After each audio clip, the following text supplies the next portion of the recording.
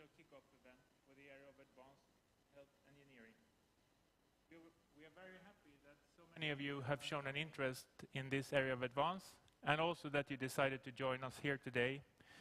We would have loved to have you here in Runan, but as things are, we really appreciate that you take your time and participate from wherever you are. My name is Martin Fagerström, and I am since a few weeks back Vice Director for this area of advance. It's a very inspiring and exciting area, if you ask me. Today I will be your guide through the program, so you will meet me from time to time, but without further delay, I would like to invite our first speaker.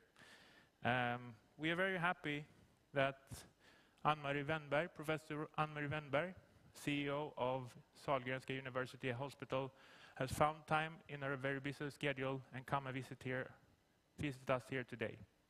So we really look forward to hearing your perspectives on the challenges that we are facing in health, and hopefully some ideas and benefits from collaboration together.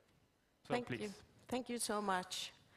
I'm really delighted and happy to be here, and I would like to thank all the organizers for inviting me.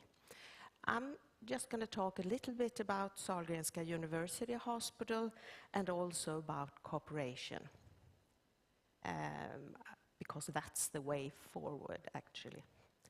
So looking just down the hill here, we have a part of Sahlgrenska University Hospital. It's the largest university hospital in Sweden, and it's one of the larger ones in Europe. We have a staff of almost 17,000 people, and as you can see, we have, I would say, a healthy budget. Sometimes we think it's never enough, but still.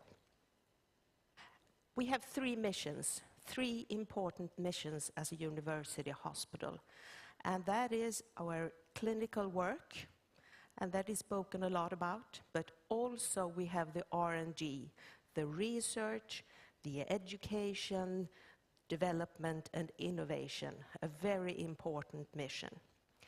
And we also have to and want to contribute to an attractive region. And how do we do that? Well, among other things, we are collaborating with you, Chalmers University of Technology, with Gothenburg University, but also with industry. And this is of great importance, and I will get back to this because we are a small country, 10 million inhabitants approximately. I think we are as large as Berlin in Germany with surroundings, so that we have to cooperate and collaborate. What do we do at Sahlgrenska University during 1 year? Well, we do a lot of interventions and operations. We have, looking at the out-clinic patients, we have 1.2 million. And then we also have great cooperation with Sahlgrenska Academy, and we perform and publish a number of publications. We also want to emphasize on academic career. And when you take different degrees in the academic career, you get a salary supplement. And we have just recently raised this because we see this as a great important thing, that our staff is well educated within research and education. And why is that? Well, you hear about this all the time. What are the challenges we are facing? Well, we have an increased population. We have more survivors than ever. For example, we can do a lot for patients with cancer. And we also can do a lot for patients with chronic diseases. And since we are getting older, we get more of the fragile elderly, and we also get more babies. Actually, we can now make it happen that it can, a baby in week 22 can survive. That is also something fantastic. But then we have these challenges.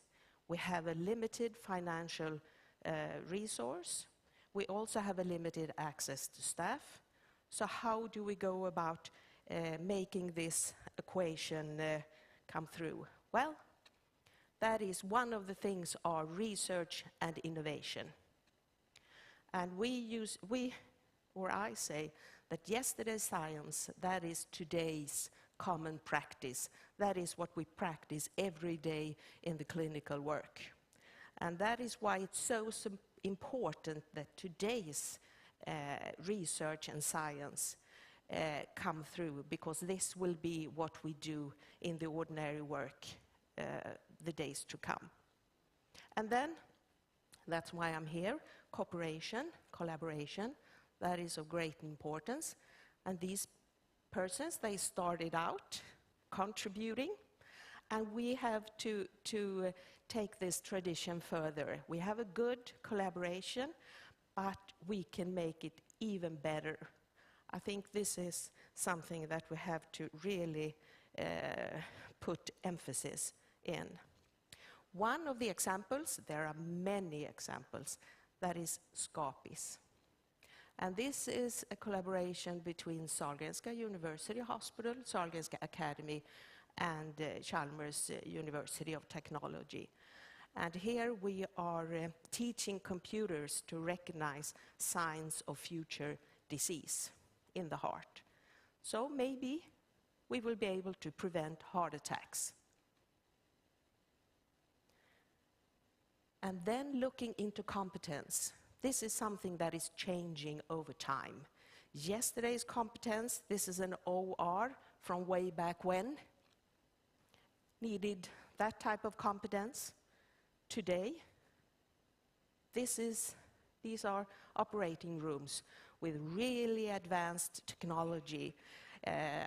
I'm saying because you can see the lamps there up to the right. You almost need to be a PhD just to turn on the lights in the right way. So, the future healthcare professionals, a number of them need to have knowledge in technology, in engineering, because this is what the medical field has to deal with a lot, and it's increasing all the time. So maybe, or I know that some of our professionals, healthcare professionals, will have a combination of technology knowledge, engineering knowledge, and health care knowledge in order to perform the best for our patients. And we also have started a very unique initiative, and that is for doctors that are training to be specialists. They will have and can take a course in innovation and technology. It just recently started, and this is a part-time program, deals with 20% of the time during 2 years. It's theory and practice combined, and the doctors learn to pursue technological innovation and also project management. And it's very popular. We have a long queue wanting to take part of this education. But we mustn't forget what is the main thing, well, that is or are our patients. What are the needs of our patients? How can we collaborate also with our patients? And I usually say it's like an empty swimming pool. It's only a dry run without the patients. So that's why it is so important with this cooperation. So I would like to conclude and saying that engineering expertise together with patients and medical expertise is of great importance, and together we can perform wonders, I would say. Me, myself, I'm a professor in dermatology, and I can say all my clinical research life, I've been collaborating very closely with Chalmers Technical University, Chalmers University of Technology, and Faculty of Science. And I must say this old one-liner that 1 + 1 adds up to 6 when doing this. Thank you so much, and I wish you good luck for these days.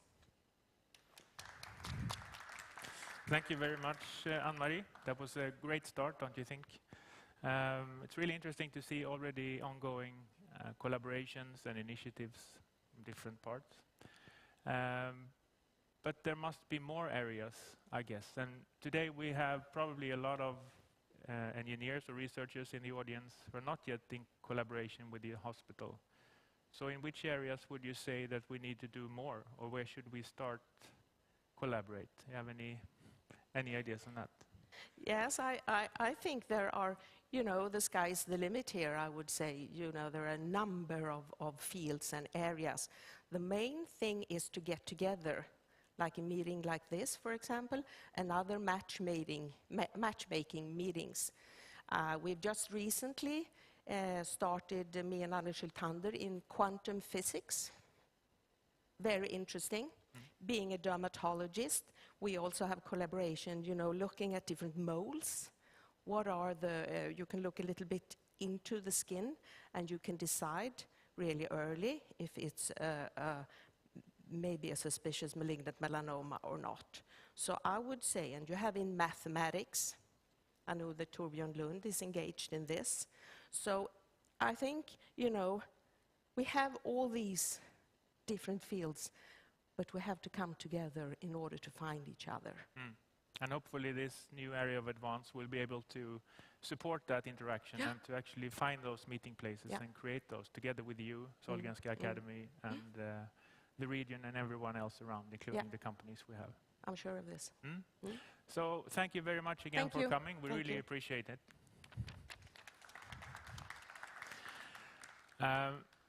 So while having this event, you will see a lot of presentations by a lot of interesting and clever people, but we would also like to have some feedback from you and some interaction with you.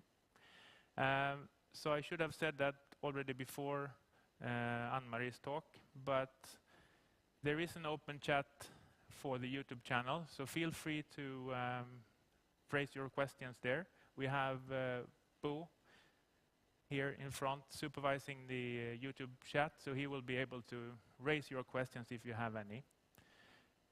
We would also like to extract some information from you while having this event, and for that purpose we also have a few Mentimeter questions. So I would like to go directly into the first one.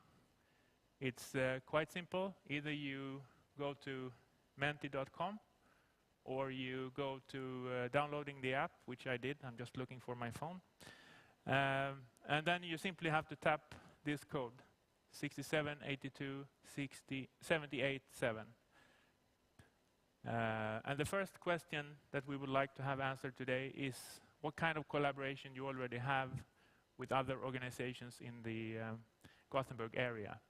So, in detail, do you currently have academic collaborations with any of the following? And then we can allow for many different options. I think we should wait with this image not to diverse the answers. So before we get to the results, so you will get some time to actually mark which of these organizations that you already have collaboration with, which is a good input for us when we are trying to create these matchmaking events that Ann-Marie already mentioned. But to give you some time, let me just briefly go through the program for the remainder of today. We should have had Ann-Sofie and Bo on stage already, but we will catch up, I'm sure. So soon you will see an introduction and an overview of the area of advance made by Ann-Sofie Kahns, our director, and Bo Norman, who is our senior strategic advisor. We will go a little bit more into depth and also hear from all the 5 great profile areas that we have to be presented by the profile leaders, or by some of the leaders. After that, we will have a block of 3 project presentations of ongoing projects coming from the joint call from all areas of advance, addressing challenges related to the COVID-19 pandemic. So that will be very interesting. We will round off with a discussion, including a panel, and I will introduce these people in the second, or when we get there, and then we will end with some final words by Ann-Sofie.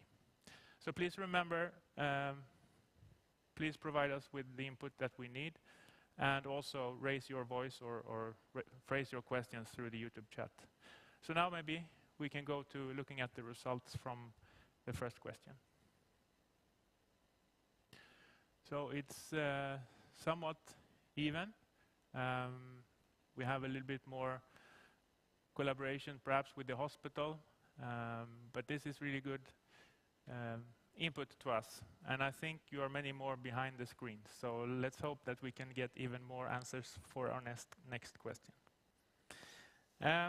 Okay, enough from me for the moment. Now let's go into describing what the area of advance is really about. Invite Ann-Sofie and Bo to the stage to take over. Good, thank you. Thank you, Martin. Yes, so it's a great pleasure and very exciting to finally introduce our new area of advanced health engineering. And we know that 2018, me and Ivan Mijakovic from biology was commissioned to answer the question, does Chalmers need a new area of advance within the area of health? And as you know, and many of you remember, we gathered a lot of researchers for a general assembly in fall 2018. We did a general survey among all the researchers. We did also appointed interviews with researchers at all the departments. And this was also followed up with individual profile workshops within different areas. And in parallel with this, we had a lot of dialogue with core partners such as GU, Sahlgrenska University Hospital, and the Academy.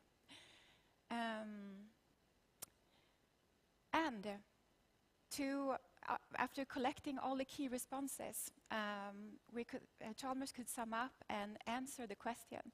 So in the beginning of this year, we know that the decision was taken at yes.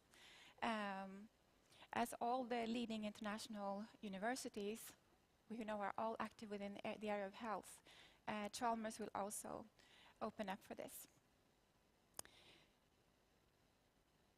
And in shaping this new area of advance, a lot of work has also come through the 11 profile leaders, which we see here, and who now has defined 5 profile areas. And these profile areas reflect current research going on at Chalmers, but they also reflect research that is needed to address a lot of the global challenges within health.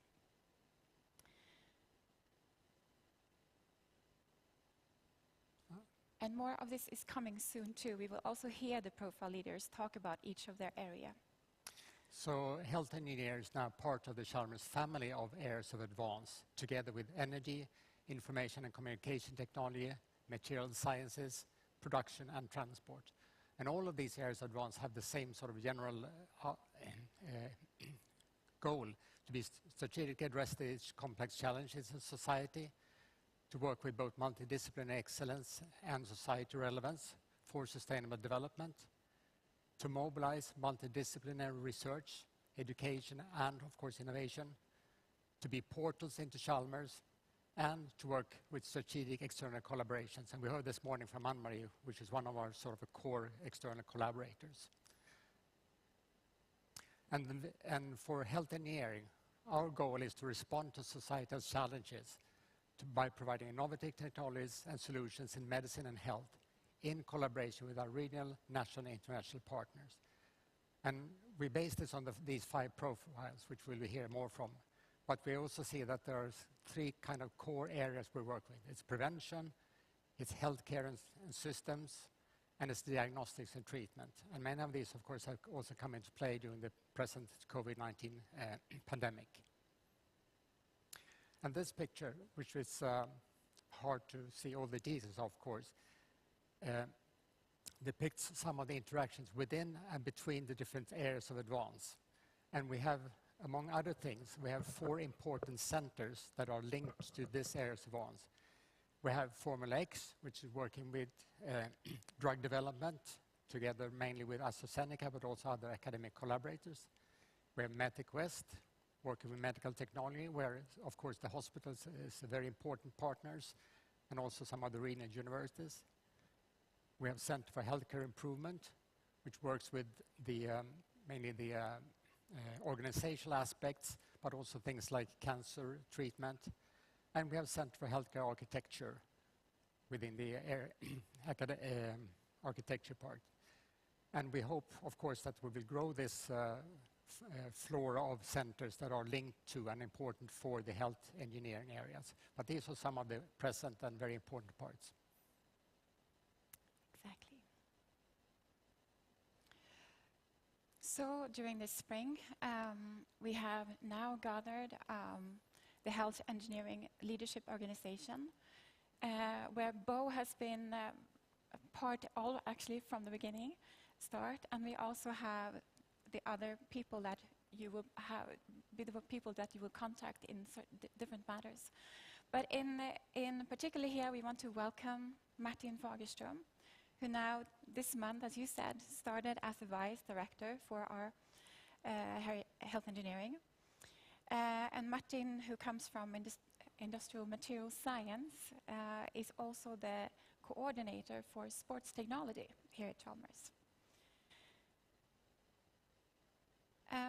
But also for the area of advance, it's important to form connections, as Anne-Marie mentioned, to the clinical world to actually address the real challenges within health and healthcare.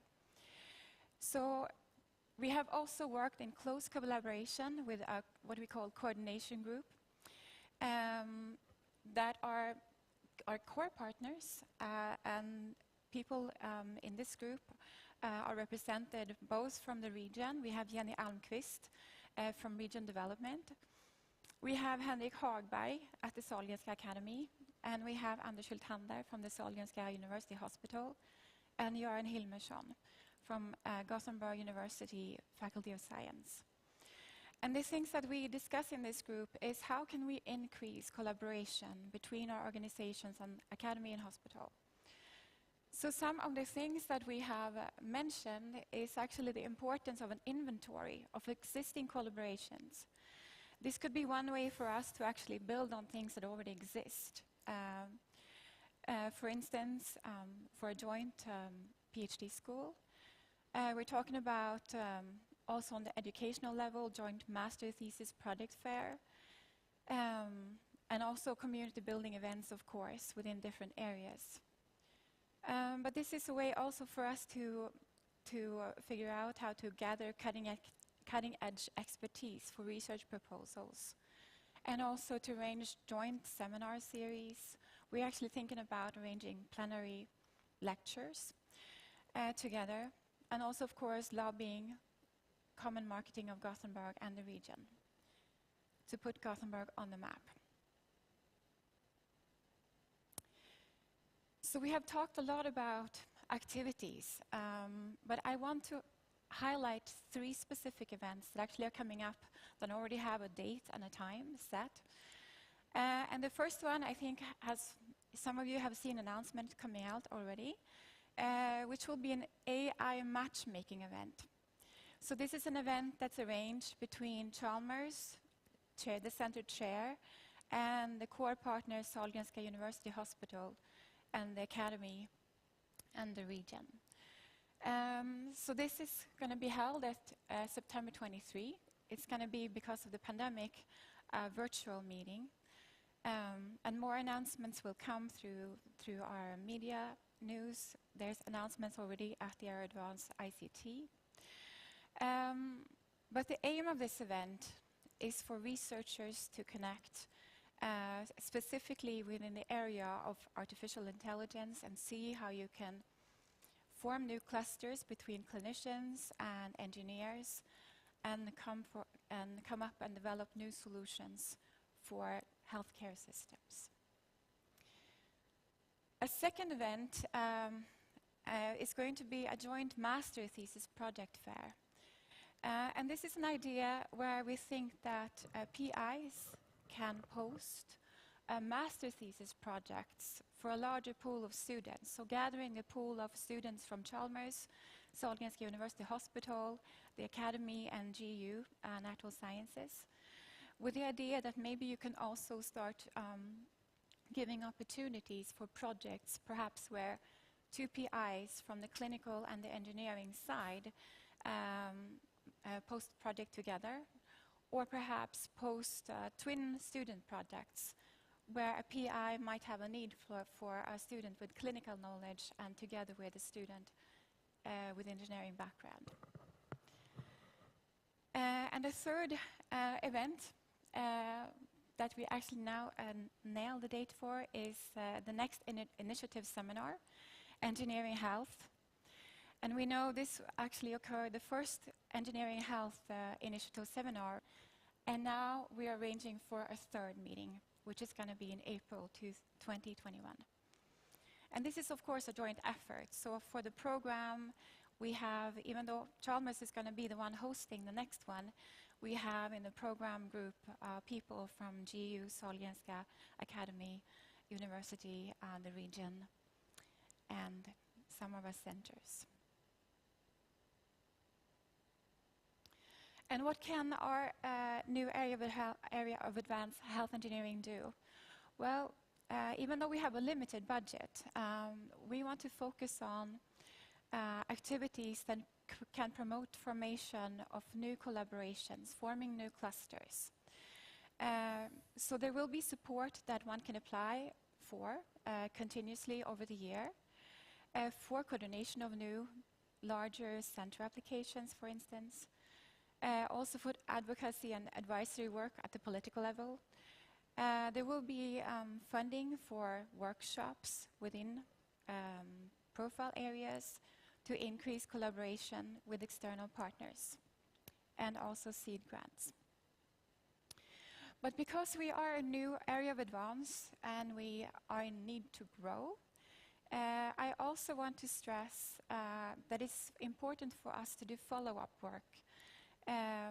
So for us it's very important, for instance, that once our researchers publish within the area of health, we want to promote that you actually do note this at research.chalmers.se. And then also another important note is it's very important for us to know of your existing collaborations, because this is a way how we can actually grow on what we have and grow larger. So before the summer we sent out an inventory to all the researchers asking you to respond of your current research, current collaborations, and there will be a notification about a reminder about this coming up. Yes. I think that's all. Thank you very much. Thank you for a great overview. We will move directly to the profile leaders, but just a quick question. So if I'm in the audience now, or behind my screen, and I have some great idea, or I have some questions, what should I do? How do I approach us? So maybe a weird question to ask from me, but yes, just exactly. to illustrate. Yeah, it's a very good question, Martin. So you can approach any of us in the team, in the organization team, and we will, during the whole year, we will actually evaluate proposals in all different ways. Anything that boosts collaboration and new cluster formation within health and technology. Great. Yes. And please sign up for the newsletter. That's also a very good way of getting the information, I think. So we will send the board down to the chat, and we will start the presentation of the profile areas.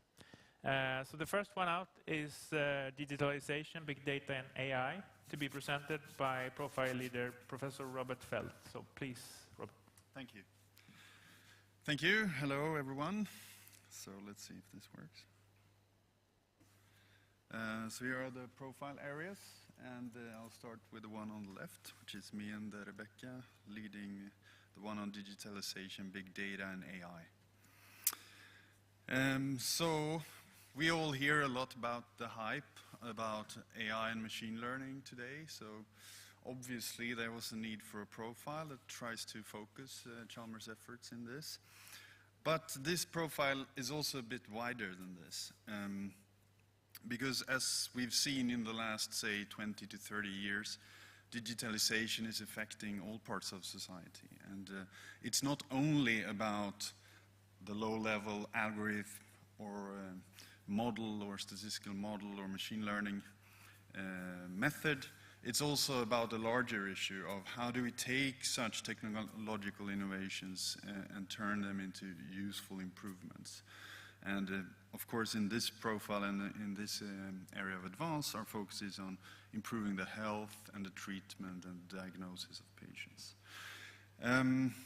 So when we looked at the resources available at Chalmers in this area, it's literally every department at Chalmers has some research, some activity that relates to digitalization in some form.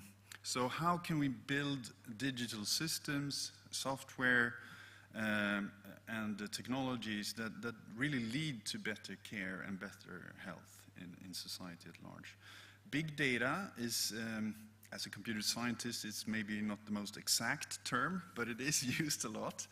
And the basic idea there is that as we gather more information and data and have different databases set up, we can use algorithms and mathematics and statistics and machine learning to find patterns, to analyze what is causing what are also correlations. Even when we don't know the science behind some specific pattern, we can still utilize potentially that pattern to improve patient healthcare.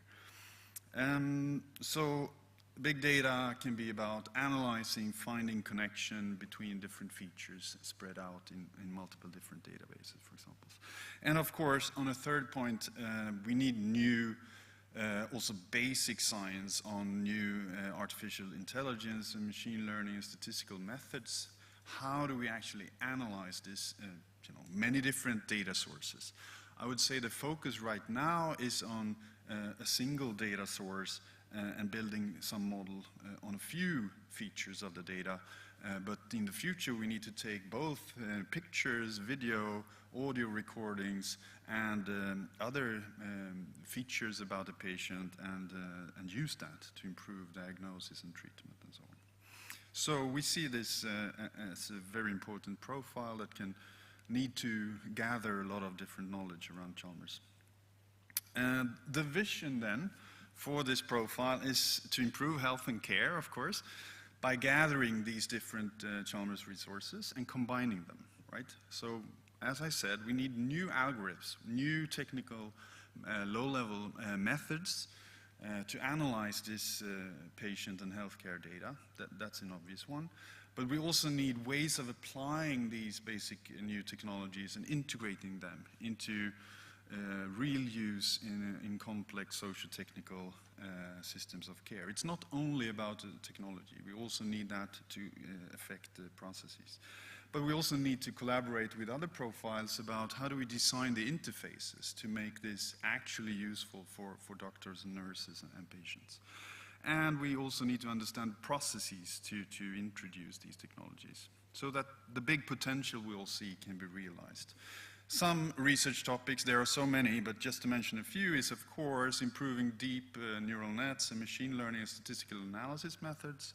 How do we apply it better to images of knees, hearts, and so on, and brains even, but also using electronic health records, genetic and other bioinformation. Implementation and actually getting digital innovation from this, using these databases to find new, better scientific models, and then putting it together in decision support for both pre-hospital care, in-hospital care, and when patients leave hospital care. So, thanks. Thank you very much. Thank you. Let's move directly to the second presentation of the profile prevention, lifestyle, and ergonomics. And this one will be presented by the dynamic duo, the two profile leaders, Associate Professor Cecilia Berlin and Professor Rika Landberg. Please. Thank you. Since this is the prevention profile, we're being very conspicuous about the disinfecting of our hands. All right, so this profile is about a variety of aspects having to do with staying healthy outside of the patient's perspective. So a lot of this is about what people in general can do and have control over in order to maintain good health and maintain good conditions for being able to work and function in the long term. So we support the area of advance with a salutogenic perspective, thinking a lot about what can users of technologies and what can already healthy people or people recovering from illness do to maintain their health. So we cover promotion of good health, particularly via lifestyle choices and using both strategies and technologies to stay healthy. We're looking at prevention of diseases and ill health, both the communicable and non-communicable type. And also, this is my home area, ergonomics, which is a lot about creating good conditions for people to perform at a job or at any type of activity in a safe and productive manner. And this, of course, touches on a lot of other aspects of work safety and usability of different technologies and sustainability in general. And overall, we see that there is great potential to also address the non-clinical, non-hospital side with the different disciplines we have at Chalmers to strengthen health in a universal perspective. Okay. So our profile vision is pretty ambitious and pretty broad and also covers a lot of different disciplines, which is why we're both here to present it. We want to aim towards knowledge that gives us a future society that is free of disease, injuries, pain, discomfort, and impairment to ability or performance. Yes, that sounds super ambitious, but that's where we want to be. Obviously, a vision has to aim for something that is really attractive and really hard to get. And we want to enable this from the Chalmers perspective, at least, by creating and facilitating different approaches and technologies that can help minimize and mitigate threats to health and well-being, and also by supporting things individuals can do, strategies and practices that make it possible for people to retain their good health in all sorts of situations where they engage with their life. So it's both in the family perspective and in the work perspective and out in society. And as we've noticed now during this past year, this is very much something where we need to think holistically. And we want to do this for a sustainable humanity, one that doesn't burn out, one that doesn't get permanently injured or permanently incapacitated. As we have seen recently, there is a lot of good reasons to stay focused on what will keep me healthy in the long run. Yes, our vision is very ambitious and the problems are large, but there is also tremendous opportunities. And many of the diseases, the major killers in the world, like the non-communicable diseases, they are actually preventable. And lifestyle is one of the most important modifiable risk factors of these conditions, such as cardiovascular disease, type 2 diabetes, and even some cancers. So there is a great possibility here, actually, an opportunity to use lifestyle as a way to prevent and mitigate these conditions. And that is one of the examples of the research areas that we are dealing with here. And particularly the role of diet and physical activity as major parts of lifestyle for prevention of non-communicable diseases. And that covers all the perspectives from personalized nutrition, personalized medicine, all the way to a community level perspective, and also through large population-based studies. We have also another perspective, which is the health perspectives of workplaces, cities, and home environments, going back to the area which is your area on ergonomics, and also health perspectives of hazardous chemicals, air, water, and ground pollution. So these are three main research areas covering, as mentioned, the perspectives from the individuals up to society. Yep. Thank you very much. Thank you. Moving on, we will now listen to Senior Lecturer Andreas Hellström, who will present the profile area systems and built environments for health and care. Please. Thank you. My name is Andreas Hellström. I'm a researcher from Technology Management and Economics, and I'm also involved in the Center for Healthcare Improvement. I co-lead this profile together with Johanna Eriksson from the Department of Architecture and Civil Engineering, and she's also involved in the Center for Healthcare Architecture.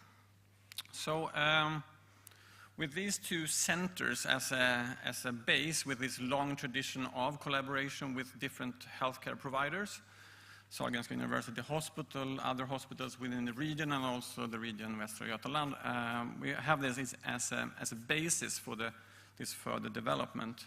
We want to include and combine engineering, architecture, urban planning, organization and management in new integrated ways.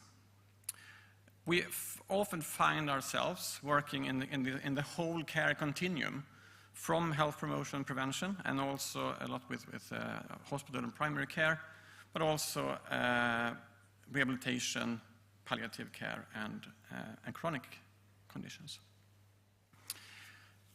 Here are some potential research themes that we would like to further develop and specify together with practice and also the other researchers here at Chalmers. We believe there is a need to think about the designs of systems and environment and how that this can be better fulfill the needs of the citizens, the patients, and the society. Often, to do that, we need to involve the whole system. So we need a systems approach, working with many new stakeholders.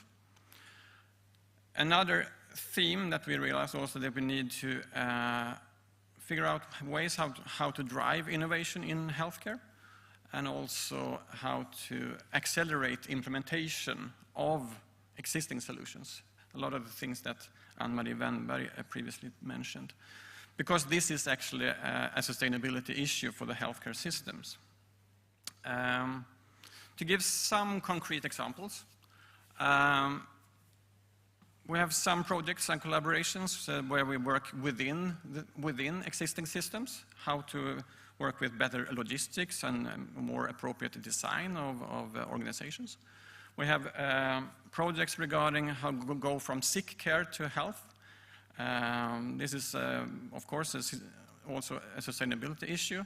How to work with people before they become sick, but also how to deal with chronic conditions.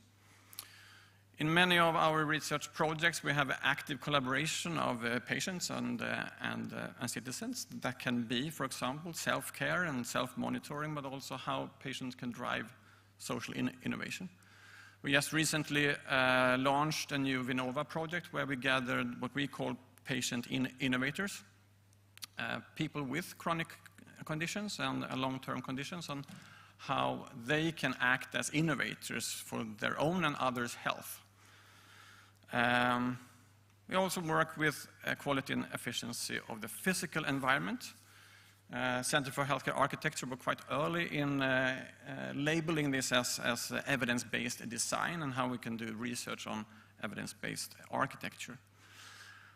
That also involves the planning processes of the construction, which also is an example of how many different stakeholders must be in place early in the construction projects. Another theme is also transformation or change management within healthcare. Examples of that is that long collaboration with Regional Cancer Center, how we can create a more patient-oriented and better integrated cancer care. This is also one example on how physicians can act as leaders of development and innovation. From the whole continuum, from health promotion, screening, diagnostics, treatment, and hopefully rehabilitation, but also palliative care. This fall, we will start a pilot course in this TRACS program, a new program here at Chalmers, where we collaborate between Center for Healthcare Improvement, Center for Healthcare Architecture, and Biomedical Engineering, where we would like to have, where we will have Chalmers students from many different master's programs working together to try to solve real cases within the healthcare system. So that we are really looking forward to that. So we would like to continue this, this tradition of needs-oriented and multidisciplinary research and define that further together with policymakers and managers and physicians, nurses, and all various stakeholders within the system. Thank you. Thank you very much, Andreas. All right, our fourth presentation will be by Professor Fredrik Westerlund, who will present the profile on infection, drug delivery, and diagnostics. Thank you. So I'm here to present the infection, drug delivery, and diagnostics profile. I'm Fredrik Westerlund from the Biology and Biological Engineering Department. I'm running this profile with Professor Fredrik Höök from the Physics Department on, of course, a very hot topic these days, on infections, drug delivery, and diagnostics. So we want to look at these somewhat interconnected words in this profile. So we start with infections. We want to know why they occur. And this can be on the molecular mechanisms that causing diseases by viruses and bacteria, all the way to how can a hospital room be designed to prevent infections. The diagnostics perspective is, of course, important for the infections, but also across the healthcare sector for cancer diagnostics, and we think that we can use engineering tools to develop new diagnostics. And for infections, we're also interested in treating these infections. This can be by understanding how and why drugs that are already available work and how we can use them in new treatments, but also developing new drugs. In the drug delivery part, which is of course related to treating infections, we are interested in designing new drug delivery systems for targeted, smart, and personalized medicine. And as you can hear, many words are repeated among the profiles. There's also, of course, a large connection between the profiles. So the vision of the profile is to provide modern engineering solutions for the healthcare sector on these three topics, interconnected topics, including modern diagnostics that is faster, cheaper, simpler, and more correct or more efficient than existing techniques. And we think that this an engineering university is the right place to do this, in particular with a close collaboration with the hospital. And on the drug delivery part, it's both the actual drugs, but also maybe equally important is drug formulations that take the drugs to the correct place in the body, which will then lead to more efficient treatment, but also less side effects. And since I'm from the molecular side, I tend to talk most about these parts, but it's of course equally important with the perspective that Andreas just addressed with healthcare facilities that can help prevent spreading of infectious bacteria and spreading of bacteria in the environment and things like this. I want to finish by just giving three research topics that are related to this profile. The first one is my own favorite topic, antibiotic resistance, which is of course closely related to infections, but there's a lot of research ongoing at Chalmers on diagnostic techniques for this, new materials. Maybe you saw about the new COVID masks that are planning to work on in the chemistry department, but also again the hospital environments. There are several spin-offs on this antibiotic resistance at Chalmers already existing. Gene therapy related to the Formula X consortium, for example, that Bo and Ann-Sofie introduced. This is a very large research center together with AstraZeneca to get new gene therapy drugs to the right place in the body. I don't think I need to introduce COVID-19, and you will hear a lot more about that in the upcoming presentations, but Chalmers is of course heavily involved in this with diagnostics, vaccines, drugs, and so on. Thank you. Thank you very much, Fredrik. Okay, time for our final profile. So last but definitely not least, we have the profile of medical engineering to be presented by Associate Professor Hanna Dobczyk-Trefna. Please. Thank you. Good morning, everybody. I will present the last cluster or topic, profile, medical engineering, that I'm running together with Torbjörn Lund and Mikael Persson. And this profile will address development of new technologies that provide more efficient patient care and more efficient care for healthcare sector. And medical technology is already a big sector in Sweden and in worldwide. And we just want to advance the research going on and make a next step towards the technologies that will enable the patient to participate more on her own diagnosis, monitoring and treatment, and to support the development of new high-tech solution that will have a key role to improving both the highly specialized care and the distributed care. Medical engineering has a long history here in Gothenburg, and the collaboration between Chalmers University of Technology and Sahlgrenska University Hospital and Sargenska Academy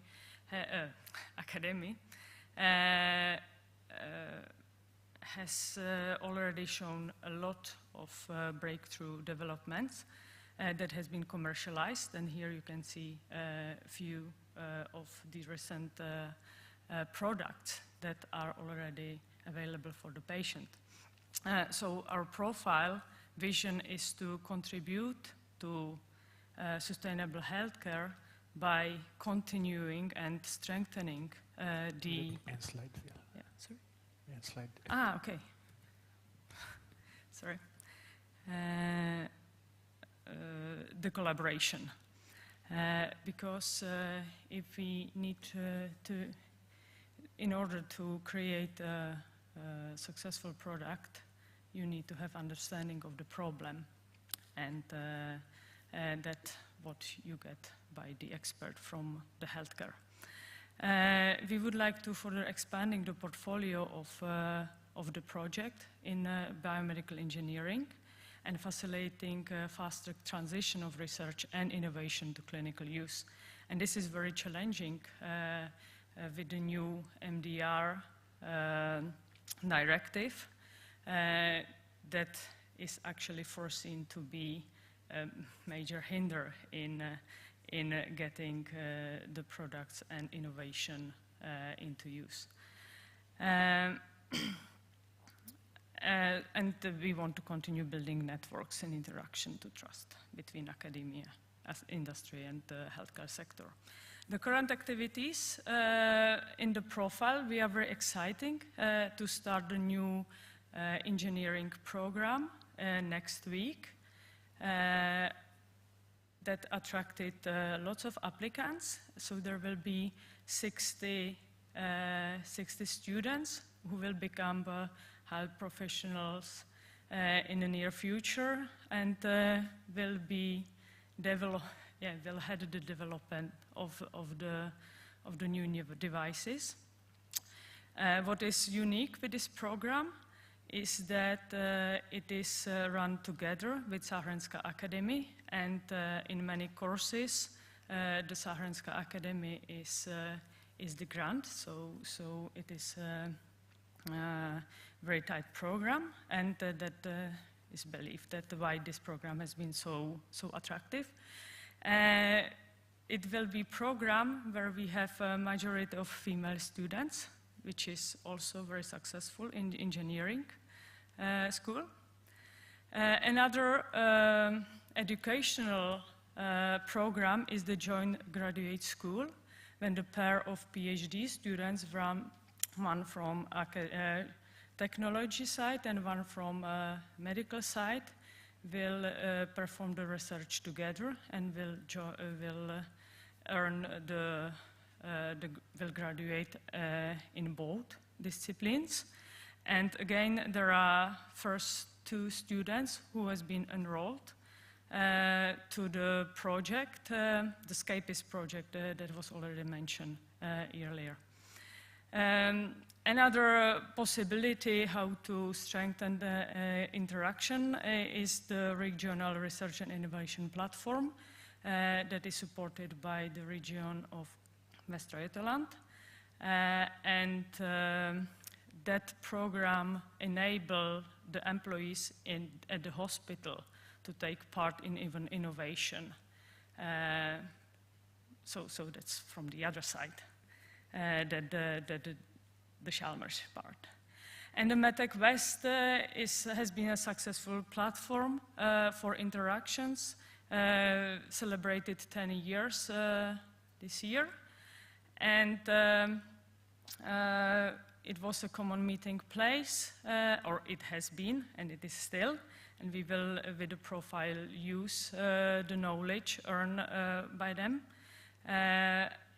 But what I would like to highlight is the laboratory that has been being built in a Boyk Center. So that's in the middle of the hospital, in the most high-tech building that the hospital has. We will have a small island, an island because it will be shielded both from magnetic and electric field, so it's quite a unique space. In the lab, in this laboratory, we will be able to perform the clinical trials with the devices developed in the collaboration. And once upon a time, I've been told that if you want to, the most efficient way to make enemies at the hospital is to ask for space. So now we have the space at the hospital. So anyone who is interested and need a space for the research, you're just welcome to take part of this space. So with this, I would like to thank you. Thank you very much, Hanna. So that was all the 5 profiles. Anders was very quick, by the way, to second your statement there about difficulties in finding space. So we can probably trust that very well.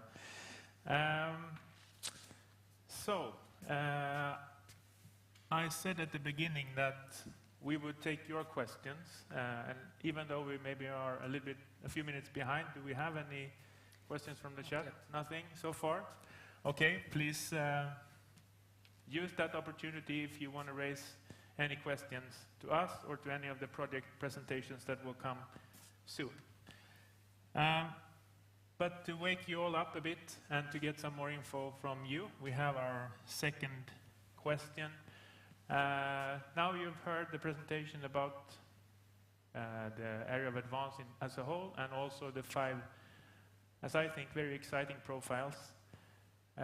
We would like to know where you feel that you fit in. So the question is rather simple. Which of the profile areas do you feel connected to? And please note that you can have several answers, several options that you can choose.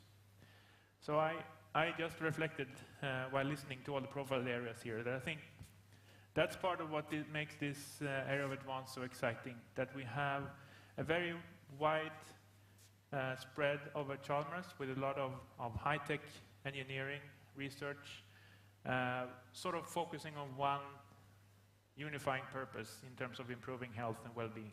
So I think that's really a strength for this area of advance, and I hope you agree and that you will join in our efforts.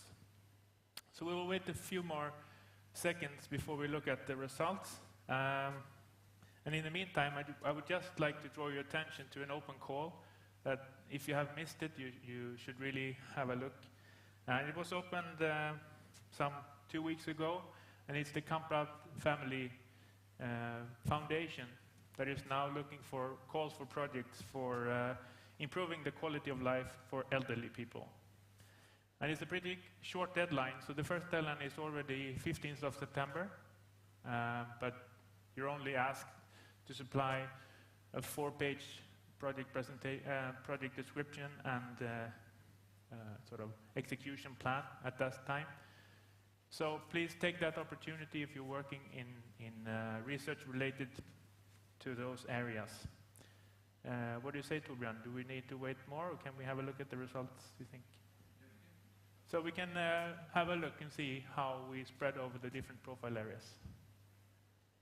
So it's not bad, it's a pretty good distribution. As Robert said, a lot of researchers at Chalmers now sort of connect the digitalization in one way or another, so maybe that explains a little bit why this is high, but it's really nice to see that it's widely represented for all areas, and also that the number of answers is much higher for this question. Okay, let's move on. So the next block will be presentations on 3 different projects that have been granted in the open call that the different areas of advance had addressing challenges related to COVID-19. And I don't have the slide of the different presentations, but we will start with Florian David, who will join us via Zoom. He is assistant professor at biology and biological engineering, and he will talk to us about a novel drug discovery platform that can be used to discover how drugs possibly can inhibit the coronavirus to enter our bodies. So, Florian, do you hear me? Maybe you have to unmute your microphone. Yes, so yeah, I can hear you. Let me just start sharing my screen here. Yes. So this is this, and then I have to go to the slideshow, present to view. Wonderful, perfect. Okay, here we go. You can see the screen, and maybe you can also see me now. Make it a bit more personal. Okay, yeah, great. So yeah, thanks for the introduction. So my name is Florian David, and I'm an assistant professor in the Department of Biology and Biological Engineering / Division of Systems and Synthetic Biology. And the focus of my research, we termed it kind of medical biotechnology, and this also includes drug discovery and production, actually. So thanks to the organizers for the opportunity to present some kind of let's call it an initial project idea we have here. And we recently got some kind of initial kickoff funding from the area of Advance to start some activities in this area of peptide discovery, specifically targeting corona infection. So we are at the moment also in the process to apply for additional funding to really kind of realize this research I want to introduce to you in the coming slides. The presentation will be kind of high level, just to give you an idea what we are aiming at and what is also the motivation we are having here in the research. So let's start with the basics. So current research has actually established quite well that the binding of the SARS-CoV-2 spike protein, so the virus is actually binding to the human ACE2 receptor on human cells. And this is the first step of viral entry into human cells. And this receptor can actually be found on all kinds of human cells, lungs, kidney, heart, but also intestine, and is normally involved in regulating the blood pressure. And in the recent month, there was actually a lot of research published around this, and this is, I think, a big, let's call it, advantage of these times now that there's so much amazing research published these days, especially around the interaction of the spike protein with the receptor. So starting with the crystal structure of these interactions, then sequence function relationship. So what kind of makes the spike bind very closely to this ACE2 domain, but also looking at, for instance, different species who have also different ACE2 receptors, and then are, for instance, also less susceptible to the virus. And blocking this interaction is a prime target for a lot of efforts around the globe. And some of these efforts are really focused on finding neutralizing antibodies. And there's a lot of research groups doing that, but also pharmaceutical companies announcing now their first trials and successes with this. And how this works is that actually these antibodies are kind of monoclonal. They're generated binding specifically to the spike protein and thereby inhibiting the interaction with the ACE2 receptor. But with this strategy, actually some concerns have already raised and kind of published as well, that if you have a very specific antibody present, the virus might actually adapt and mutate to evade these antibodies and makes them kind of less effective in the long run. And this is why it's actually discussed now quite a lot in these articles that the best way to go is probably treatment cocktails. So you have actually various complementary drugs in these cocktails directed at different targets of the viral spike protein to kind of release the pressure on this virus to mutate and to adapt.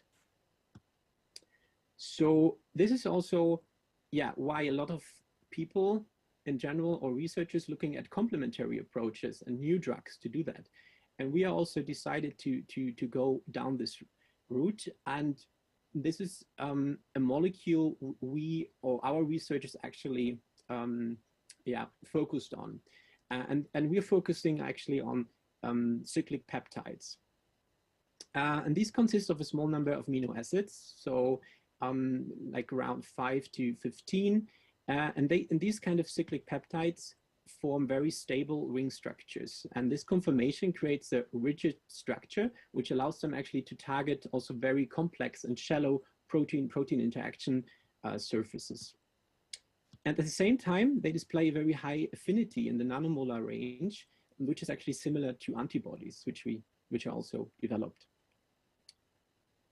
Speaking about antibodies and comparing them with each other, cyclic peptides actually have several advantages. And the first advantage comes with their low molecular weight.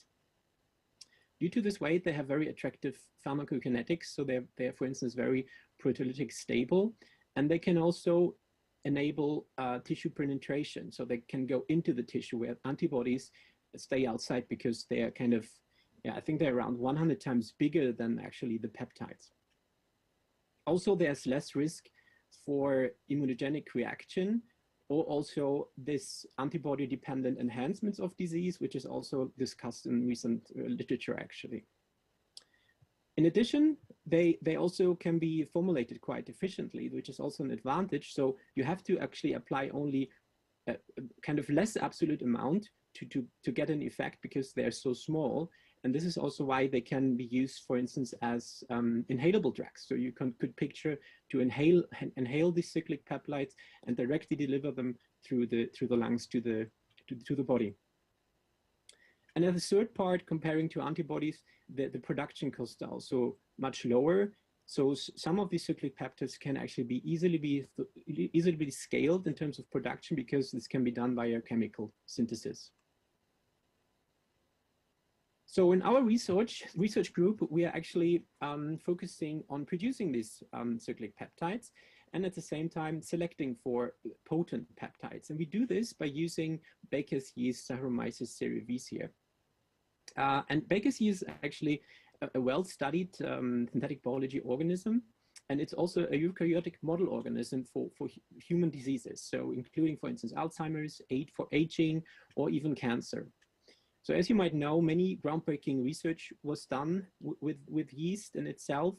Lots of discoveries around the biology, but also connected to disease, and a lot of Nobel Prizes actually also in connection to Saccharomyces cerevisiae. So yeast is actually more similar to humans than we think, and this is what we actually exploit within our drug discovery platform. So you could picture if you produce something in yeast, which is actually toxic in yeast, the yeast will not survive. And this is also a big benefit in the drug discovery process because kind of toxic molecules in terms of drugs are pre-selected against from the beginning and they will not show up in later screenings.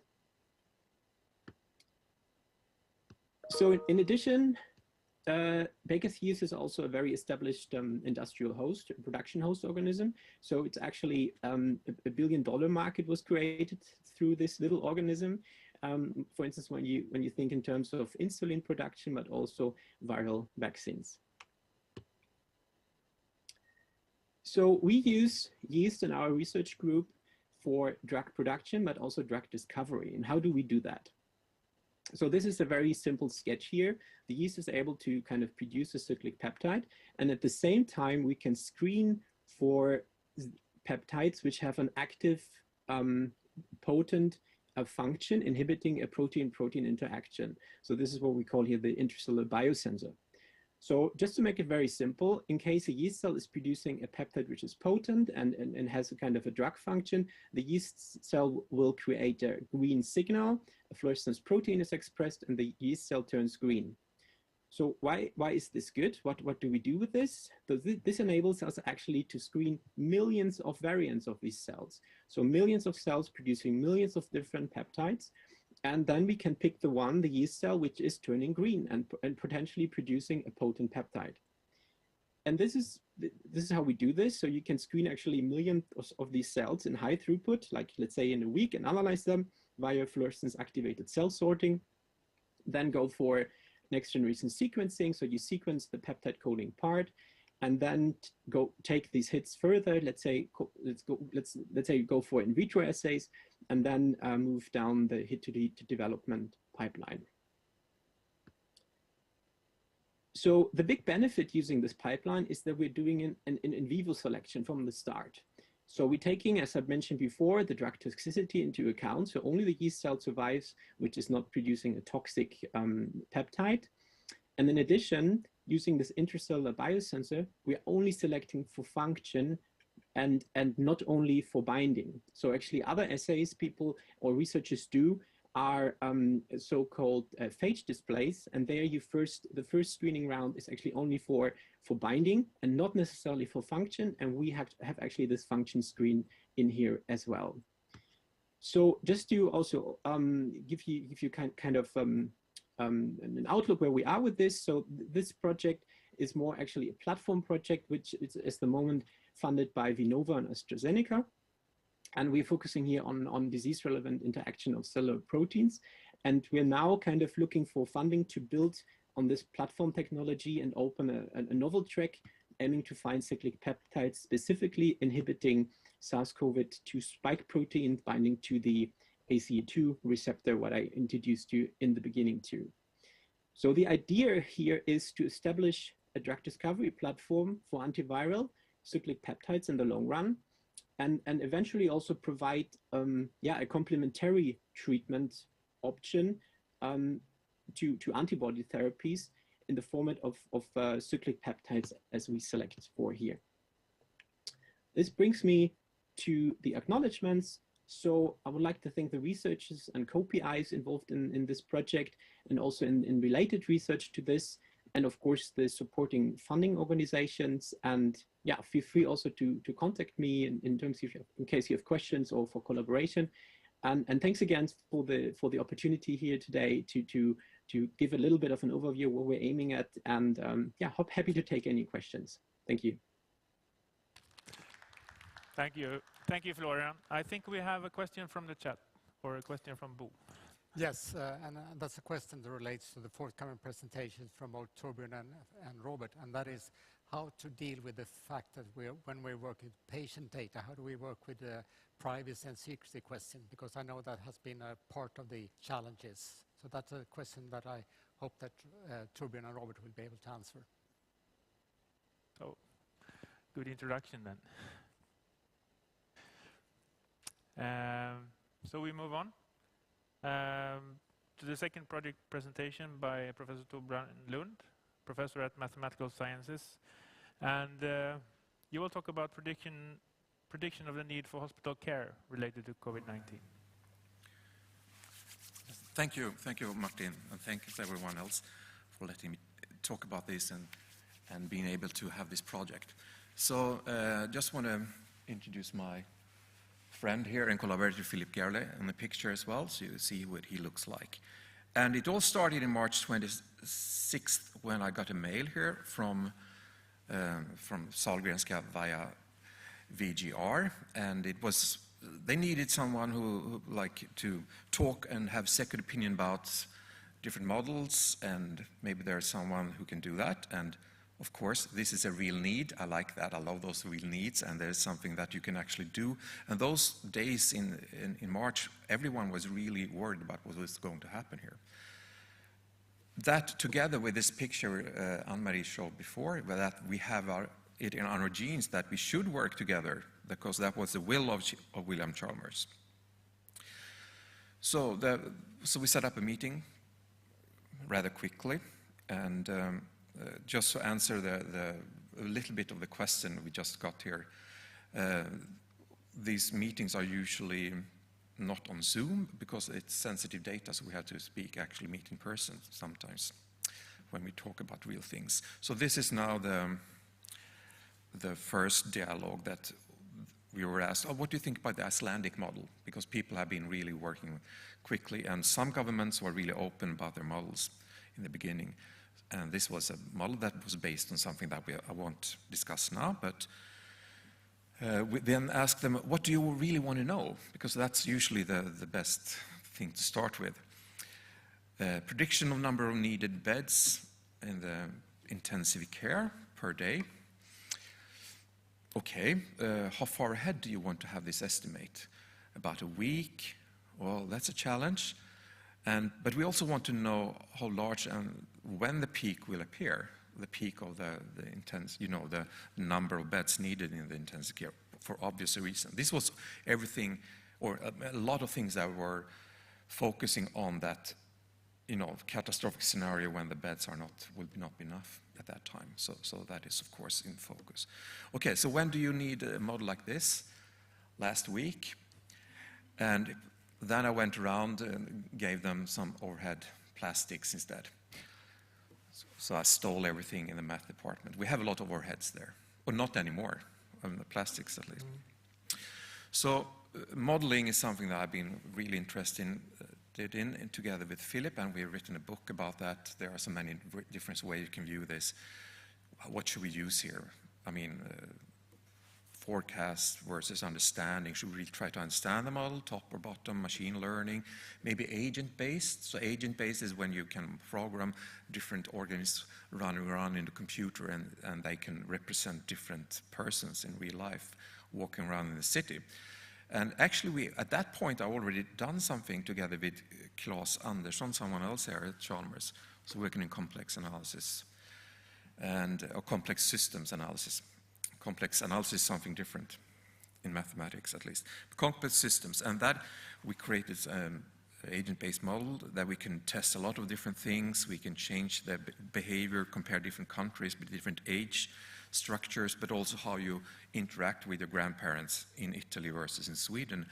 And you can also try this thing that were introduced in the so-called imperial model, where they talked about the hammer and the dance, when you actively close down very carefully and very hard, and then you open up and you keep on controlling like that.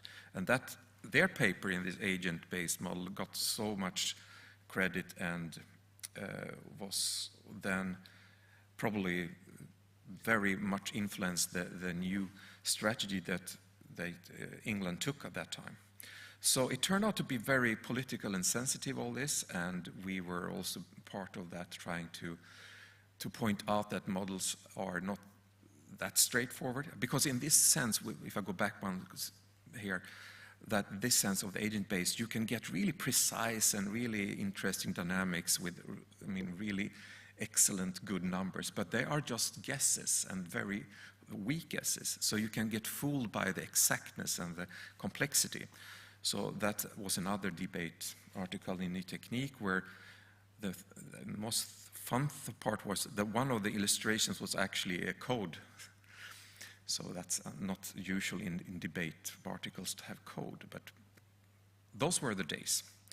So we went back to try to help out, of course, because I was in a hurry. So we used an ordinary differential equation, and that is a very old one, almost 100 years old, called SIR, that almost every student has seen in Chalmers, I think, in different viewpoints. So it's coupled three different ordinary differential equations, you can see here, and you get different curves for if you are infectious and recovered.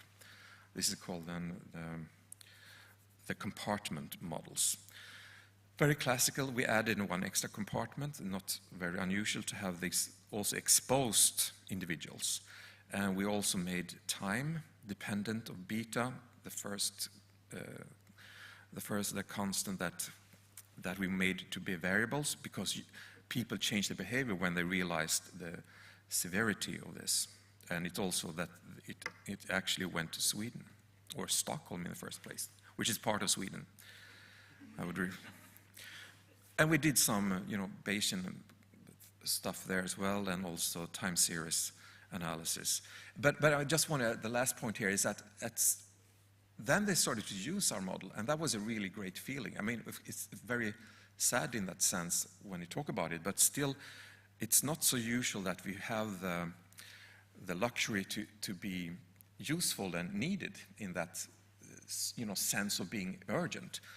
In mathematics, usually you think like 100 years ahead. Maybe some of the stuff I do might get used, except for when it comes to teaching. That is always, of course, serious and necessary. So that was a very strange and really good feeling, and this is what it looks like. So we changed parameter space, and we moved around and solved these equations over and over again in an iterative system. So it's kind of computational heavy, but still we got some estimates that could be worked on. So I was a part of organizing another meeting, because that was really hot at that in June here, not only the weather, but it was a hot topic, of course. What will now happen when we kind of pass the peak? Because that will be a completely different situation. So we gathered a national meeting, and that was really interesting, a lot of different people really trying to work together. So the kind of also new feeling, people didn't really care too much about this, getting out the next publication, but instead, how can we help the whole country in the best way possible? So this is what we've been working with now, the tail, the end of this mountain that we see. It looks, rather good right now, even though there's strategies behind the curve, of course. And we keep on with this ODE model, and we are using now input data to better model these parameters, really trying to monitor them by using, or this is what we want to do, this is under construction, Västra data from trams and buses, 1177, the calls, clinical tests, and sewage. And so when talking about these outlets of water from the houses, we were able to, just last week, to get some data. This is the first time it's been shown, so don't look too closely. It's not official yet. But it's a cue for the amount of virus in the sewage. And as I said, work on progress, and it started with a workshop. We started to talk more about with Robert and Marina, who is not going to be on stage, but as you can see, Robert is displayed there extra. He's been up on stage, and he will come back here in a minute, so all lights on him. And also we want to thank the really nice and friendly people there at SU with Ingrid Fritzell, Julia Karlsson, Thomas Brezicka, and Helen Norder. She's the one with the sewage data. That we think that it can be really interesting to work all together to get control of what's happening in the tail. Thank you. Thank you, Torbjörn. I really appreciate the quote that all models are wrong, but some are useful. So what made your model, what took your model to use? Were there any hurdles that you had to pass, or was it the urgency of COVID-19 that actually got the model from your research desk into being used for healthcare prediction? Yeah, so this is really interesting. So the usual way we do research is we try to look at our last paper, and then we see what can we do, what's the next logical question. So this paper, or this manuscript, that we decided not to publish because there was too many of these out there, and they were misused so heavily, so we didn't want to add to that. So it's not being just putting out the next logical paper, but instead we went back to the basics, because things were so, you have to be really quick about it, and it's too costly to make mistakes, but also the data was too sparse. We couldn't use any more sophisticated stuff, and especially not any artificial intelligence or any machine learning at that point. This was still in March. Okay, thank you. Let's move on to the third project. So, Robert, welcome back on stage. Thank you. As Torbjörn already announced, it's sort of a linked project in a way, more aiming at decision support for health needs related to COVID-19. Please, Robert. Yes, thank you. Thanks for the pointers also there, Torbjörn. So I think this project is clearly related to the previous one. My presentation will be maybe even more high level because we're not allowed to show a lot of this yet. So that's also an interesting dynamic during COVID-19, and I guess an answer to your question, Bo, that in some sense COVID-19 has made a lot of new research and collaboration possible, but in some sense for some of these work we're also waiting for the sort of ethical approvals to really make some of it more publicly open. But I'm here since I was here anyway to present the profile, but there are many people involved in this project. In particular, I want to mention Marina Axelsson-Fisk at Mathematics here at Chalmers and my colleague Richard Torker. But in particular, this is in some sense more of a bottom-up approach than Torbjörn presented. So in Torbjörn's case, Sahlgrenska came to Chalmers and to Torbjörn and Philip and asked, can you help us with this?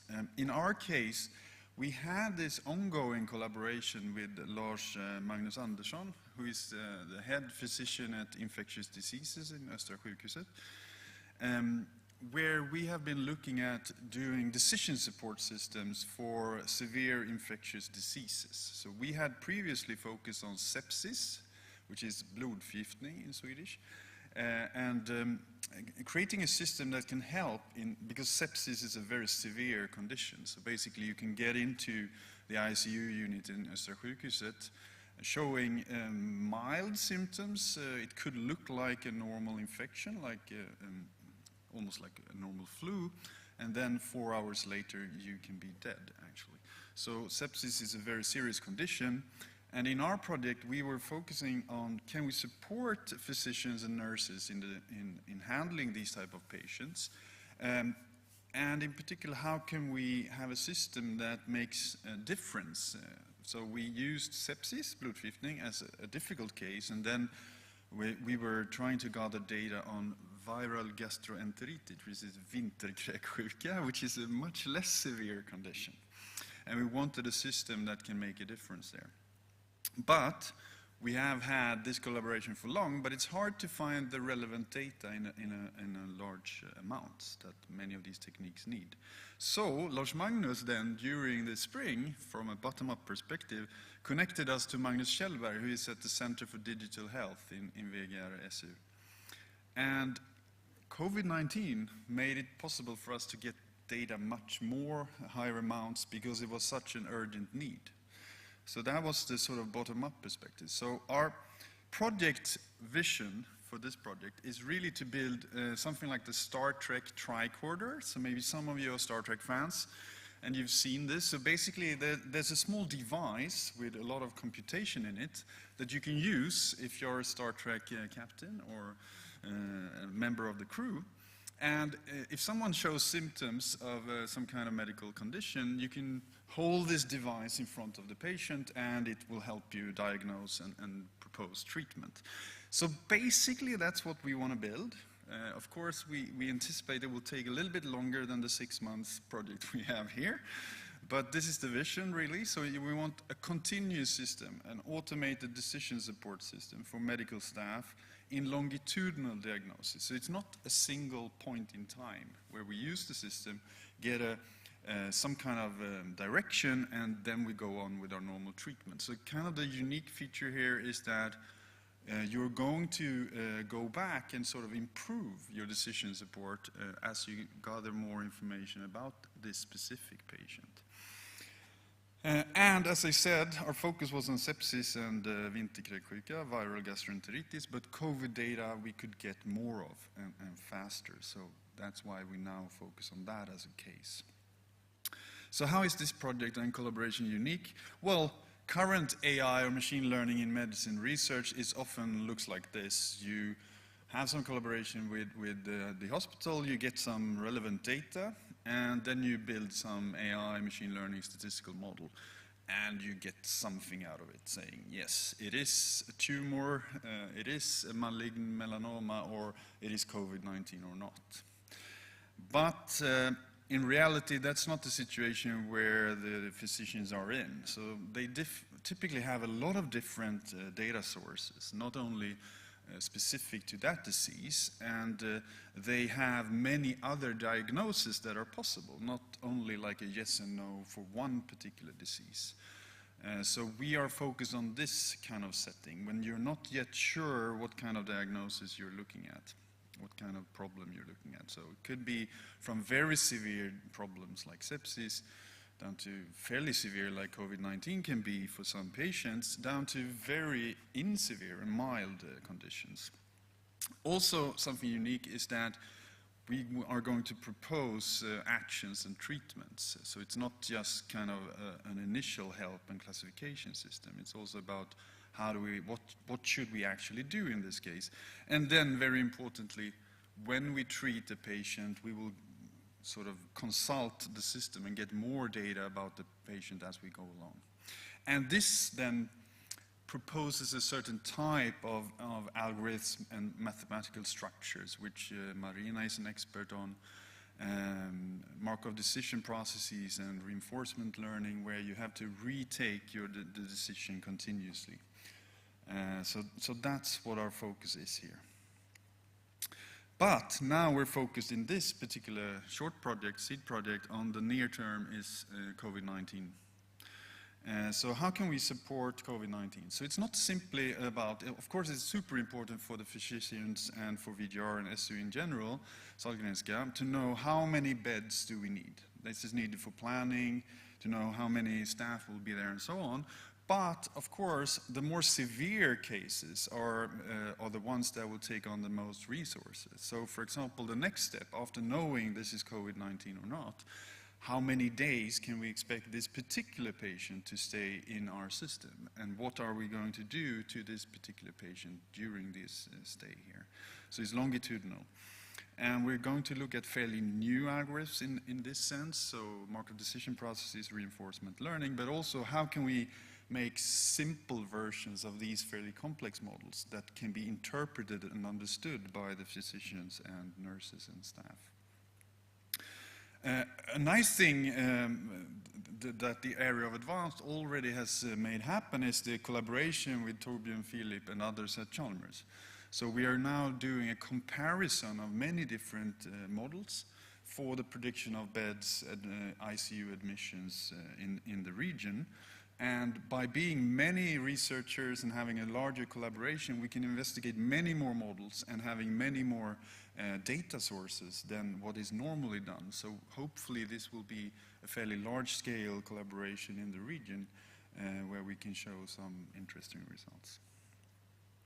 Of course, in our project, we also need visualization. So it's not simply about giving a yes or no or some kind of severity. How do we present this to the staff so that they can continuously treat based on this system? So the side effects that we've mentioned, collaboration with Torbjörn and Philip and others on predicting the inflow. So also I want to mention Wilhelm Verendel and the data science engineers at Chalmers. They are great and have a lot of experience in working with large data sets and building models. So they will also be involved. So new beds coming into the ICU, but also we want to do ablation studies. So this is when you take out some of the data sources you have to quantify what are the most important data to take this specific decision. And then longer term, of course, when we've done this for COVID-19, we want to generalize so that it becomes a general system for infectious diseases. Of course, it could be generalized then to other diseases than infectious ones, hopefully, but that's further into the future. Thank you very much. Thank you, Robert. I was thinking about one thing. So you present a lot of opportunities, right? But do you dare to say anything about what are the major hurdles or obstacles that you have to sort of pass or to succeed in this endeavor? Right. I mean, yeah, there are many challenges. Politics is one, but maybe not the major one. So I think actually getting, the legal and ethical aspects are very important, actually. I mean, we need to, even though COVID-19 is a very urgent need right now, we need models now on the floor, so to speak.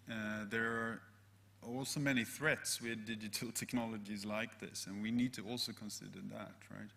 So I do think that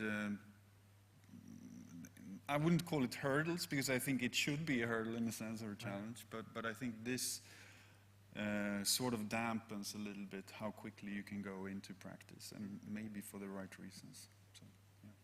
Makes sense. Thank you. Thank you. Okay. Surprisingly enough, we are more or less on time. I didn't expect that. But we will now move over to summarizing a little bit more what we have seen presented here today.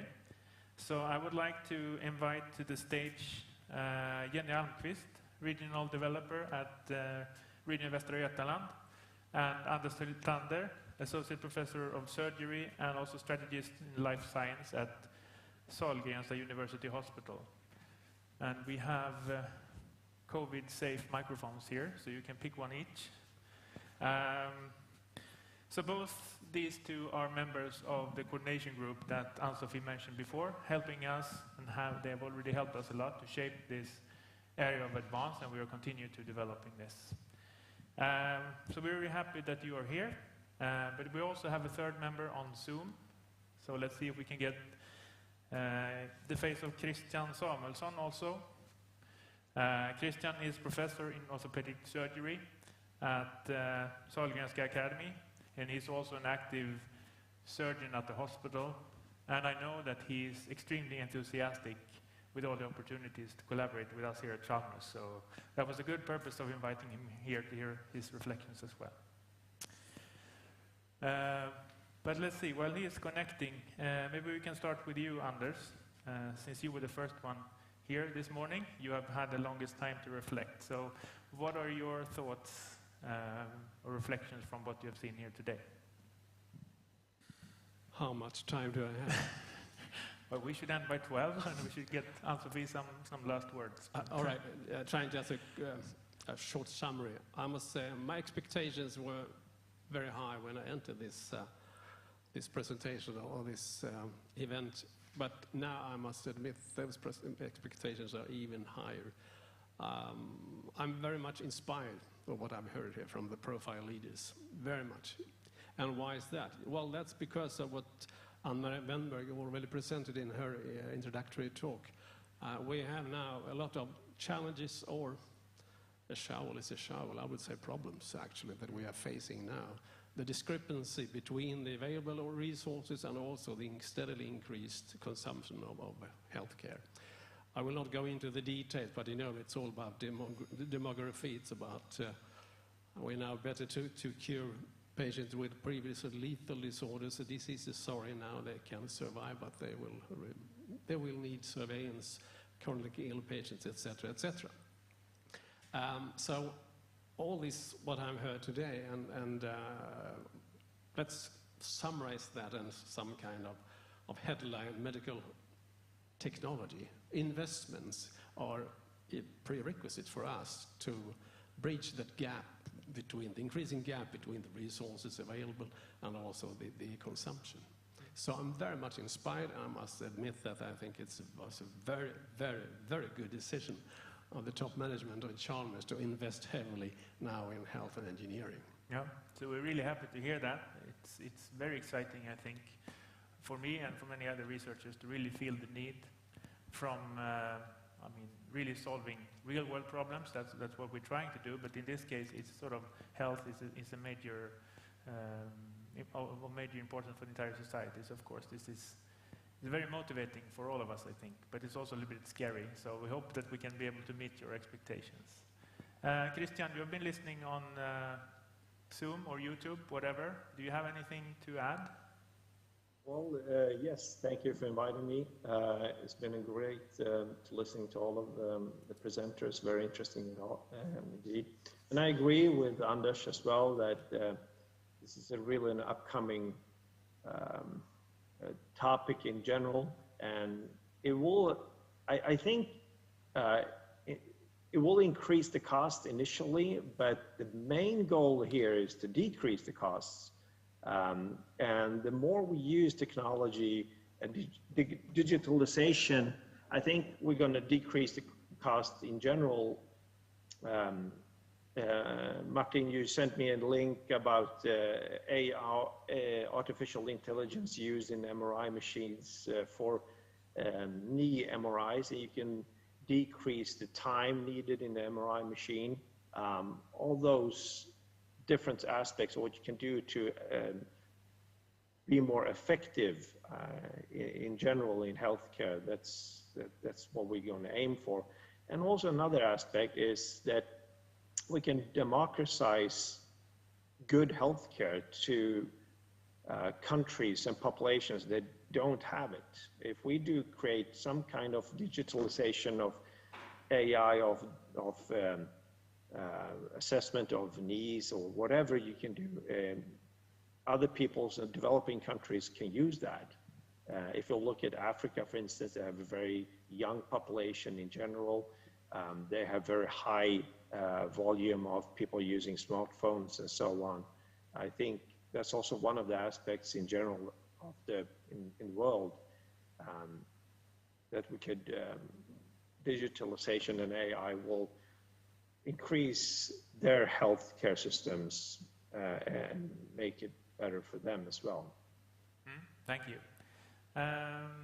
Jenny, from the region perspective or from your perspective, we're kicking off this area of advance in health engineering now. What would you say are the main, or what is the added value of us creating this area of advance? So, thank you. I'm very sorry that I missed the actual event, but I have been following this area of advance during its creation, and I must admit, and I agree with Anders, that I'm very excited, and I think you have, I really like the broad perspective of health that you have included in the area of advance. So, from the region perspective, of course, we have two main tasks as a region. One is to run the healthcare, which Anders is representing here today, but it's also the regional development where I work. And I think that the area of advance, in a very good way, addresses both the tasks of the region.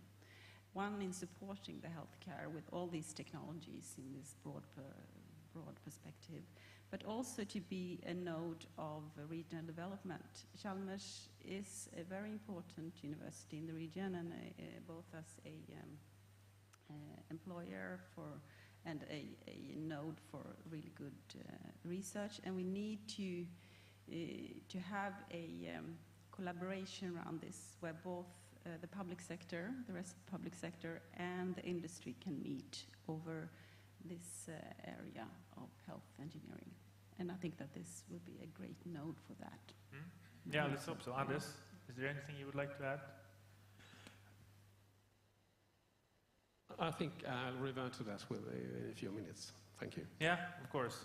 And if I can add something more, I think also that we have to turn the perspective around, and that we in the region also have a lot to learn from Chalmers. You can offer us not only when it comes to the actual research, but also in your way of handling and your cooperation with the non-public sector, because you have so much more and better experiences of that than we do in the region. Thank you. That's nice words. Yeah, I've thought about it another second. I have a pretty pragmatic view on this. From a regional perspective, or system perspective, you might say, this is also, of course, important. I mean, we're talking about possibilities for people for us to recruit people to the region, workplaces, taxpayers, whatever it takes. So I think that they will have, we have a common view on this with somewhat different perspectives. But our perspective, I think is your perspective as well, Jenny, is that towards the end of the day, it's all about the individual patient. We have high quality, yes, we have, but that can be even better. And we need to, as you said, Christian, also we need to increase, I'm sorry to use the word perhaps, but efficiency in our system. We need to liberate many thousands of working hours from doctors, from nurses, from MBAs, etc., etc. Why is that? Well, due to this, what we said initially. We have to bridge the gap between those curves, so to speak. So yes, there is very high expectations and return of investment. Yes, I think we can expect a pretty rapid return of investment if we have a regional systemic perspective on that. So saving time is almost as valuable as saving money then, or maybe it goes hand in hand, but as you say, efficiency means treating more patients. Well, yes, we need to get more health care for each spending crown, so to speak. Swedish krona, sorry. Jenny, anything more to add? No. Okay, so we've listened a lot to challenges presented here today, and with obvious focus on the current pandemic. But what other kind of main challenges are we facing that we together can make a difference? What do you say, Christian? Do you see any big topics, big challenges from your perspective? Well, from my perspective, it's more of an orthopedic perspective in general. And there are so many challenges in this area that we need to, just do something about.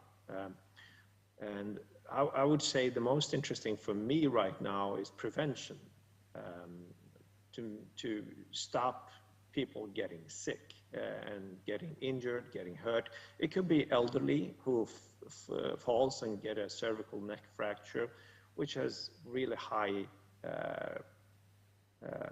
mortality rate for these patients. It could be a young patient who get an ACL injury, which could change their life and in general, and also actually shorten the life. If you look at Sweetheart, you can see that they have more heart attacks and lower life expectancy for something that happened when they were young. So how do we prevent these events to happen, and to use that in different ways, like smart arenas, where you can see which patients or which soccer players are at risk for injury, or in elderly patients, you can develop different kinds of tools to make them less prone to falling, which are done right now in Sweden, quite heavily research on that. So I would say so many different areas, not only to minimize the cost on healthcare, but also preventing people from getting sick. That's also something we need to think about. So that's a nice pass to Cecilia, Rickard, and everyone else in that profile too. Anders, you were moving, so I guess you wanted to... I think it's a very interesting and important topic that you bring up there, Christian. And refer to what we just heard about predictive analysis, now with the focus on COVID.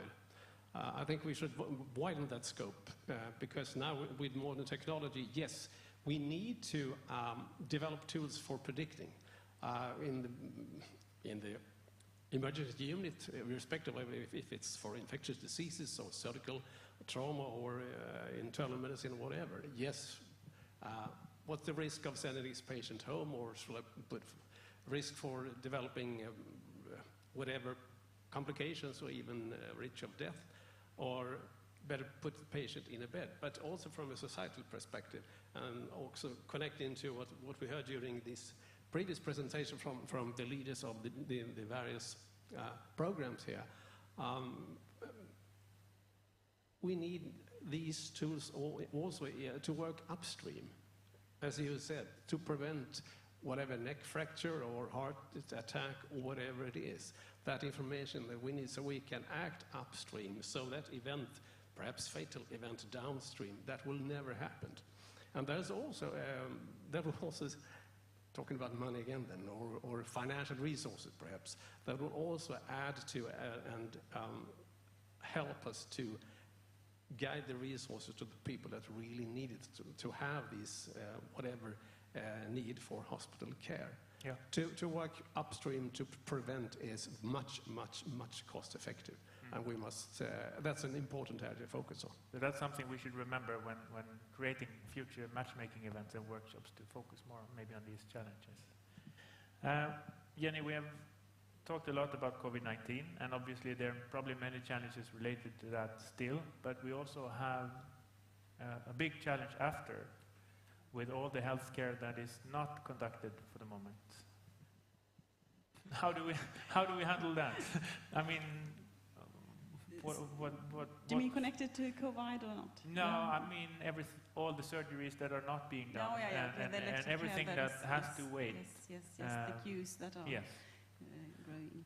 Yes, and I think that actually addresses the increasing, not only connected to COVID, but the increasing discrepancy between what we as citizens expect to get from the healthcare and what the healthcare actually can provide us with when it comes to access and to how long we wait for treatment, which of course now is a huge mountain of people that are waiting because of the COVID. And I think that here we need the research, and we need to cooperate in new digital solutions, how to meet the expectation from the citizens, how to access healthcare in a more efficient way. And I think that is actually a huge challenge. That I would like to add. And I think one of the challenges related to that is that we're not able to meet as much. So we're not really able to prepare as efficiently as we would like to, perhaps, for meeting this. But I agree. Bo, we maybe have something from the chat. Yes, we have another question, which relates to this, which partly be in the prevention part. How do we deal with the thing that people will be working longer? Pension age is going up, and that's part maybe of the upstream thing that also Anders was talking about. How do we address that thing from this area of advance and in collaboration with our partners? Anyone? Yeah, I mean that means both prevention and staying healthy, as was mentioned, and on the upside, of course, we get more tax money to pay for. For it. So that is, but that is of course a challenge. And how do we keep a healthy work life for so much longer? That is a challenge that needs to be addressed. Okay. Before we let Ann-Sofie round up, I think we should also discuss. We have a lot of different initiatives and a lot of platforms. So how do we really get these to work together? I mean, it's always nice to form an area of advance or have a center. But the challenge is to actually get it going and address the challenges together. It's not an easy question, so that's why I'm phrasing it, and I don't have to answer. But maybe someone wants to have a go. Anders? Well, I can start with making. Well, we've already heard about it. For you that are working with AI and in healthcare, we have an upcoming event. The 23rd of September, and our expectation for all of you to participate is very, very high. And perhaps I may, it crosses my mind what late Steve Jobs said to John Scully, by that time president of the Pepsi company. He said something like, do you want to continue the rest of your life to sell sugar water? Or do you want to join me and change the world? All right, I'm sorry for my trying to sound American. I'm not that successful. Anyway, to paraphrase him, yes, working with science, with projects within the healthcare sector, it's very, very important, and it's also very meaningful. So yes, here is a possibility, here's a chance for all of us to make real footprints, to make real footprints in this area of research. Focus on healthcare. And I think that one of the most important words here is trust. We need to build trust between both our organizations and also the surrounding society. and to allow people to fail and allow people to cooperate, and that has to be I mean, both on a strategic level and on the floor level, we need to support and encourage more cooperation and between our organizations. Yeah. And I think one secret in that is also being able to meet or interact. And I guess you can sign off on that too, Christian, that we started once with a very simple question, a small question, and now it's like 10 questions every week with new topics, just because we are meeting. And I think that's examples that we have seen before as well with Robert's presentation and other interactions with people from other organizations. Yes, and I agree with that. And I think one of the most important things here to get this started is just building bridges between us and platforms for discussions. And then it's just like a ripple effect. You can I noticed that other researchers in other areas are asking me, what are you doing with Chalmers? How's that going? Have you done anything interesting? And I tell them what we're doing, and they say, wow, that's interesting. I want to do that as well. Who do I get in touch with? And I think this is just the beginning of a new type of research, an area research that's going to explode next couple of years. And I think we're a good start in Sweden and in Gothenburg especially, just because we are so close to each other. Not only that we are physically close to each other, but we also understand each other and we have the same goals. And I think this will promote our research and development in this area immensely. Thank you. And I would like to thank the entire panel. I realized that we should have planned more time for this discussion. We have more things to say and more things to discuss, but I would also like to give Ann-Sofie the opportunity to close with some final words. And as a background for that roundup, we also have a final Mentimeter question. And that's really a rather simple question, but it has many answers, perhaps. So how can we support all of you? How can we support your engagement in the area of health? And please log in again to Mentimeter and answer. Now it's a word cloud, so hopefully we will see that growing while Ann-Sofie gets the opportunity to do some summary of what we have seen here today and thoughts ahead. Please, Ann-Sofie.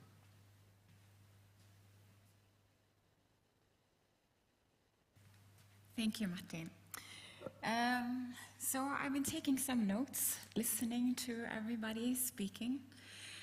And I think to summarize what we've heard today, we can first of all conclude, I think, that health engineering is a complementary part of Chalmers' Area of Advance family. And I think we also can conclude that health engineering offers a red thread for all of us to connect across campus with all the various different research that we all do here at Chalmers. And I think also we can say that health engineering is actually boosting collaboration with Chalmers researchers and our core partners at Sahlgrenska University Hospital, Academy, and Gothenburg University. And I think also we can say that it seems that interdisciplinary research shows that together, when we come from different parts with different competences, we can attack and address challenges together that are at a higher level than we do on our own. And we have also shown that health engineering have an infrastructure based on profiles and centers that have a high potential to network and grow. And we believe that health engineering can be a strong partner in solving both the regional and global challenges within the area of health. And therefore, we are looking forward for our researchers at Chalmers and our core partners, and also industry, who also should be mentioned, to get involved in various activities that will come ahead. We have mentioned 3 today, where I can repeat again. The first one already in September, there's going to be a joint matchmaking event for researchers at Chalmers to come up with technical AI solutions for healthcare. And this will be followed in October with a master thesis event where actually PIs can meet and try to pool all the students from all these different universities together. And we hope that this, if this is successful, this will also be an upcoming and repeated event. So we can host these at Chalmers and Sahlgrenska, and hopefully our students learn to know that you can look not only in your own neighborhood for projects, but also more widely, and especially we hope to boost for projects within the area of health and technology. I think that's my summan av kardemumman, the summary of what we've heard today. Yeah, I think it's a great summary, and we're really looking forward to kickstarting this area of advance and connecting us to all the important people that we have around. Yeah. And we have your input. We see a lot of people in need of funding, but also that it's obvious that we can support in other ways, creating these meeting places and workshops and everything else that we have planned. So hopefully you will stay tuned and join us ahead. Thank you very much for today, and thank you for joining from wherever you were. And thank you to our guests too. Thank you. Thank you.